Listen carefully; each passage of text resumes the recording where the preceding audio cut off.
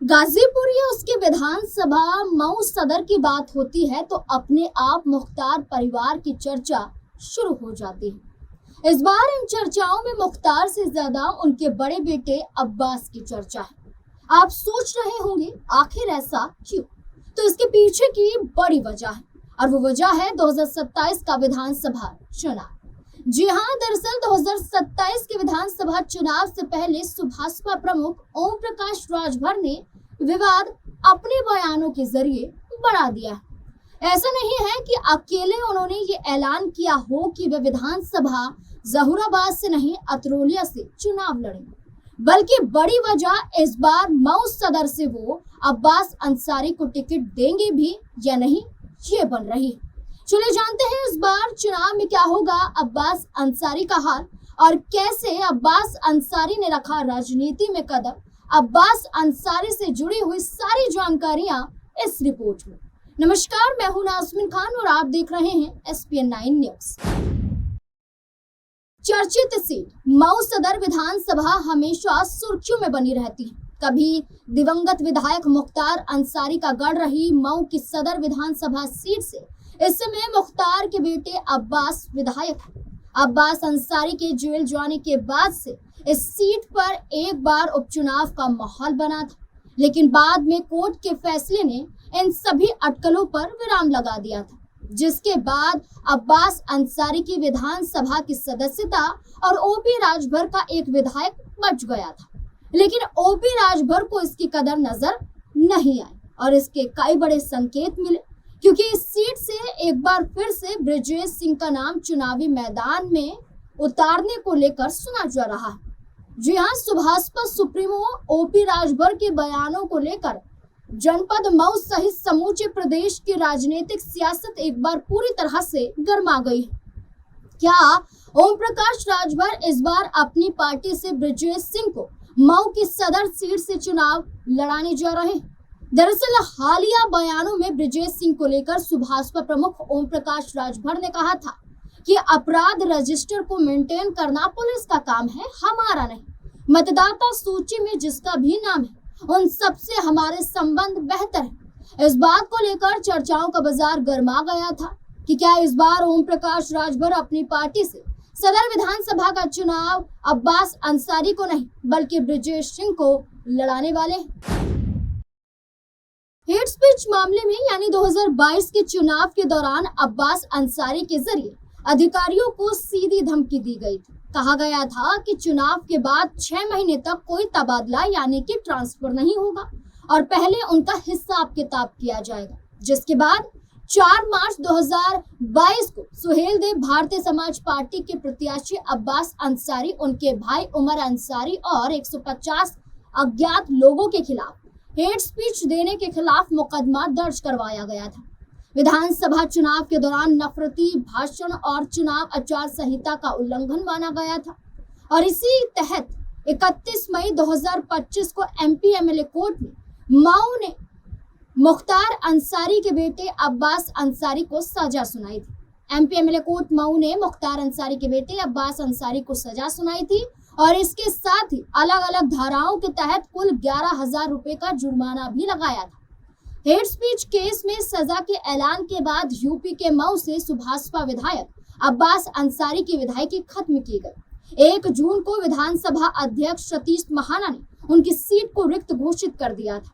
इसके लिए रविवार को छुट्टी के दिन सचिवालय खोला गया था, जिसको लेकर कई बड़े सवाल खड़े किए गए थे। इसके बाद से ही विधानसभा सीट के उपचुनाव पर सबकी नजरें टिक गई थी। इसी दौरान ओम प्रकाश राजभर के जरिए पहली बार ब्रजेश सिंह के चुनाव लड़ने को लेकर संकेत दिए जाने लगे। खुद मुख्तार अंसारी के बेटे अब्बास अंसारी के खिलाफ ओपी राजभर ने बयान दिया था कि अब्बास अंसारी उनकी पसंद नहीं है, बल्कि गठबंधन धर्म के जरिए चुनाव में उतारे गए थे, उनके सिंबल पर उतारे गए थे, उनकी पार्टी के जरिए उतारे गए थे क्योंकि पार्टी का हिस्सा थे और प्रभाव अंसारी परिवार का देखने को मिला था। उपचुनाव होता तो अंसारी परिवार नहीं गैर अंसारी चुनाव लड़ेगा, ऐसा ओपी राजभर के जरिए कहा गया था। कई तस्वीरें ब्रजेश संग ओपी राजभर के सामने भी आई थी। हालांकि लंबी लड़ाई लड़ने के बाद MP MLA कोर्ट से याचिका खारिज होने के बाद इलाहाबाद हाई कोर्ट से अब्बास अंसारी को राहत मिल जाती है, क्योंकि अब्बास अंसारी निचली अदालत के फैसले को चुनौती इलाहाबाद हाई कोर्ट में देते हैं और इलाहाबाद हाई कोर्ट उनके हक में फैसला सुनाता है।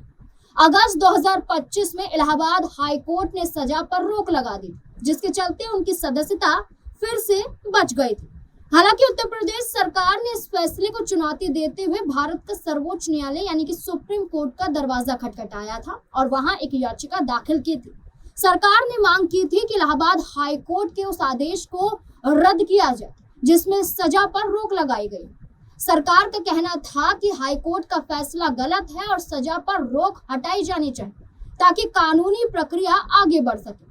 हालांकि 10 अप्रैल 2026 को सुप्रीम कोर्ट ने इस मामले की सुनवाई की और सुनवाई के दौरान कोर्ट ने दोनों पक्षों की दलीलों को सुना। इसके बाद अदालत ने उत्तर प्रदेश सरकार की याचिका को खारिज कर दिया और याचिका को खारिज कर अब्बास के हक में फैसला सुनाया और इलाहाबाद हाई कोर्ट के फैसले को दोहराता हुआ सुप्रीम कोर्ट भी देखा गया। सुहेलदेव भारतीय समाज पार्टी से मऊ विधायक अब्बास सिर्फ 9 साल के थे जब उनके पिता मुख्तार अंसारी 2005 में जेल गए थे। पत्रकारों के जरिए कहा गया था कि यह मुख्तार की पत्नी और अब्बास की मां अफसा के लिए एक बड़ा झटका था, क्योंकि अब्बास और उमर की परवरिश की जिम्मेदारी उनके कंधों पर सीधे तौर पर आ गई थी। 12 जनवरी 1992 को जन्मे अब्बास अंसारी गाजीपुर शहर के सेंट जॉन स्कूल में पढ़ते थे, लेकिन उनकी मां ने अब्बास और उमर के साथ लखनऊ में रहने का फैसला किया। उन्होंने अब्बास का दाखिला लखनऊ के एक स्कूल में करा दिया। हालांकि कुछ समय बाद उन्होंने उसे आगे की पढ़ाई के लिए दून स्कूल भेज दिया। अपने पिता मुख्तार अंसारी की तरह अब्बास खेल में रुचि रखते। अब्बास भी शूटिंग में एक बड़ा नाम बन गए। पत्रकारों के जरिए कहा गया था राष्ट्रीय स्तर पर कई चैंपियनशिप जीतने के बाद एक समय ऐसा भी आया था जब अब्बास शॉटगन शूटिंग में अपना करियर बनाने के लिए उत्सुक दिखाई दिए थे। 2012 में अब्बास ने फिनलैंड में जूनियर विश्व कप में शॉटगन शूटिंग श्रेणी में पदक जीते थे और शीर्ष 10 अंतर्राष्ट्रीय सटीक निशानेबाजों में अपना नाम दर्ज करवाया था। 2013 में अब्बास ने 55वीं राष्ट्रीय शूटिंग चैंपियनशिप में सटीक स्पर्धा के जूनियर वर्ग में स्वर्ण पदक जीता। बाद में वे सीनियर स्तर पर स्वर्ण पदक विजेता भी बने। दिल्ली विश्वविद्यालय से बीकॉम ऑनर्स की डिग्री हासिल करने वाले अब्बास अंसारी अपने पिता की अनुपस्थिति में भी अक्सर गाजीपुर आते रहते थे और उनका काम संभालते थे। पत्रकार बताते हैं कि अब्बास जेल में रहने के बाद भी अपने पिता के बढ़ते साम्राज्य और लोकप्रियता को देखते रहते थे। 2012 में जब मुख्तार मऊ से विधायक बने, तब तक अब्बास ने मन बना लिया था कि वह अपने पिता के नक्शे कदम पर चलना चाहते हैं और राजनीति में शामिल होना चाहते हैं। उन्होंने कहा कि 2017 अब्बास के जीवन में एक महत्वपूर्ण मोड़ लेकर आया जब उन्होंने राजनीति में शामिल होने की इच्छा व्यक्त की। हालांकि परिवार अब्बास के फैसले के पक्ष में था, लेकिन मुख्तार इससे सहमत नहीं थे और इसलिए उन्होंने अपनी मऊ सीट नहीं छोड़ी।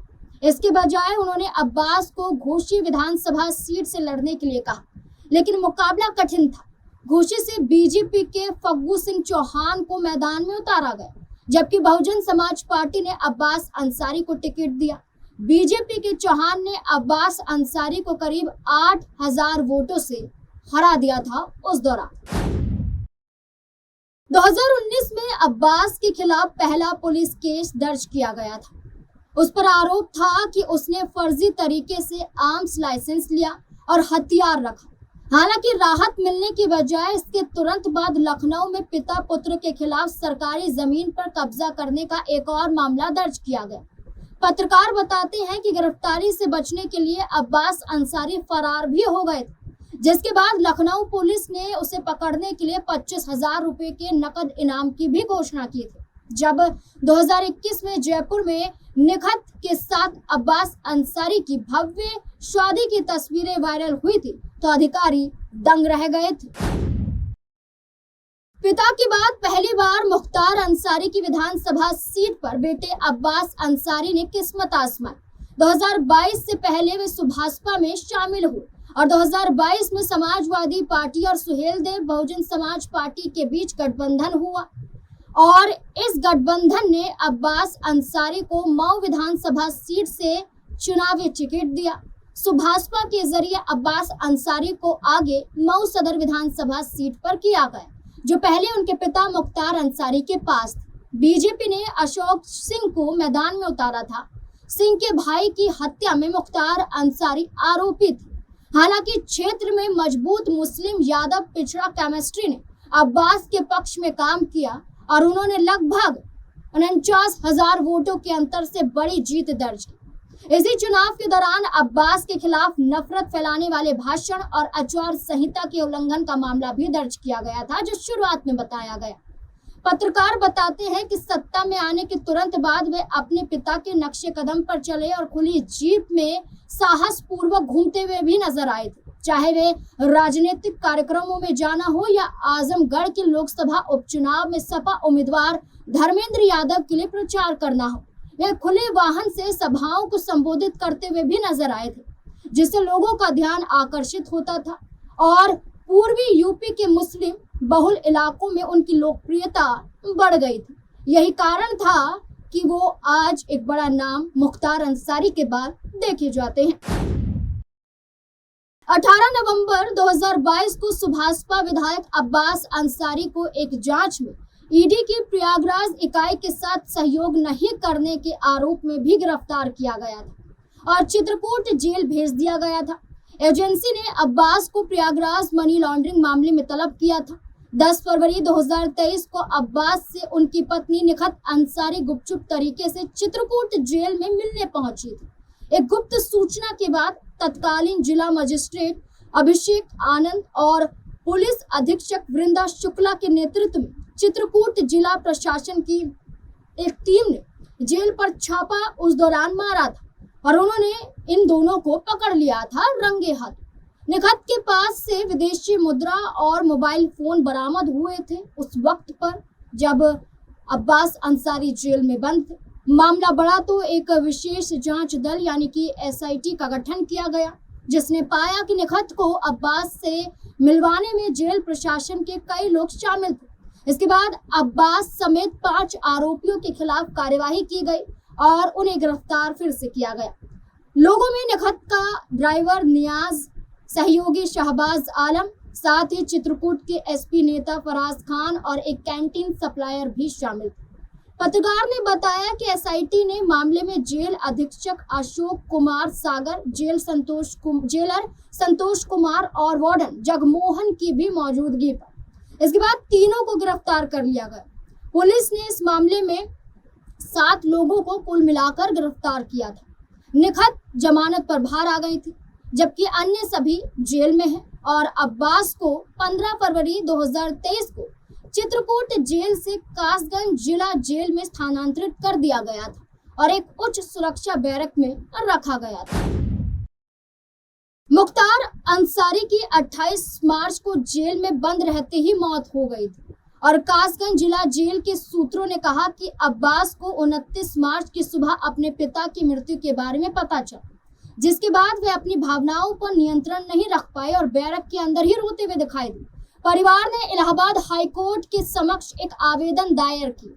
अब्बास को अपने पिता के जनाजे में शामिल होने की अनुमति मांगी गई थी परिवार के जरिए, लेकिन पीठ द्वारा याचिका पर सुनवाई नहीं हो पाने के कारण अब्बास को जमानत नहीं मिल सकी, पैरोल पर भी बाहर नहीं आ पाए। इसके बाद परिवार ने सुप्रीम कोर्ट का दरवाजा खटखटाया, जहां जस्टिस सूर्यकांत और KV विश्वनाथन की खंडपीठ ने 9 अप्रैल को आदेश दिया कि अब्बास को अपने पिता की कब्र पर फातिहा पढ़ने के लिए उसे शाम तक गाजीपुर में उसके घर ले जाया जाए। साथ ही सुप्रीम कोर्ट ने अब्बास को 11 और 12 अप्रैल को अपने परिवार के सदस्यों से मिलने की अनुमति दी और 13 अप्रैल को वापस जेल में जाना पड़ेगा, ऐसा भी फरमान जारी किया। उत्तर प्रदेश विधानसभा चुनाव 2022 में दायर शपथ पत्र की माने तो 9,18,43,478 रुपए की घोषित संपत्ति के मालिक हैं अब्बास अंसारी। उन्होंने इंटरमीडिएट तक की पढ़ाई गुड़गांव स्थित GD गोयंका वर्ल्ड स्कूल सुहाना से की। कई मामले उनके खिलाफ अलग अलग थानों में दर्ज हैं। जैसा कि पहले भी बताया गया कि गिरफ्तारी भी हुई। यूपी चुनाव 2022 के हलफनामे के मुताबिक मऊ से एमएलए अब्बास अंसारी ने अपने पास उस समय हाथ में 1,75,000 रुपए नकद बताए थे। इसके अलावा अब्बास की पत्नी निखत अंसारी के पास 75,000 रुपए नकद बताए गए थे। हलफनामे के अनुसार 28,90,240 रुपए की उनके पास गाड़ियां मौजूद हैं, जहां 12,50,000 रुपए के सोने और हीरे के गहने अब्बास अंसारी के पास हैं। अब्बास की पत्नी निखत के पास 19,70,000 रुपए के 200 ग्राम सोने के गहने हैं। यह हलफनामे में दर्ज किया गया था 2022 में। अब्बास अंसारी के पास कुल चल संपत्ति 90,89,478 रुपए की है। साथ ही उनकी पत्नी के पास कुल चल संपत्ति 21,67,000 रुपए है। इसी के तहत उन्होंने 1,12,55,478 रुपए की कुल संपत्ति उत्तर प्रदेश विधानसभा चुनाव 2022 में दायर शपथ पत्र के दौरान बताई थी। इसके अलावा उनके पास मऊ में 2, गाजीपुर में 2 और लखनऊ में 1 प्लॉट और 1 मकान भी है। 2022 में उनकी कुल कीमत 8,05,88,000 रुपए दिखाई गई थी। निखत और उनके पति अब्बास अंसारी की ये संपत्ति है। और इस बीच में 2027 का विधानसभा चुनाव आने वाला है और इसको लेकर फिर से चर्चा होने लगी है कि क्या सुभाषपा प्रमुख ओम प्रकाश राजभर अब्बास अंसारी को मऊ सदर विधानसभा सीट पर रिपीट करेंगे भी या फिर नहीं। और अगर ऐसा किया जाता है कि अब्बास अंसारी को दरकिनार किया जाएगा तो फिर अब्बास अंसारी क्या करेंगे, क्योंकि समाजवादी पार्टी का एक बड़ा हिस्सा यहाँ अफजाल अंसारी भी है। तो क्या रुख समाजवादी पार्टी की तरफ कर सकते हैं, अपने परिवार के साथ हाथ मिलाते हुए पार्टी के साथ जुड़ सकते हैं? ऐसे कई बड़े सवाल उत्तर प्रदेश की राजनीति में घूम रहे हैं। इस पूरे मुद्दे को लेकर आपको क्या लगता है, अपनी राय कमेंट सेक्शन में जरूर दें।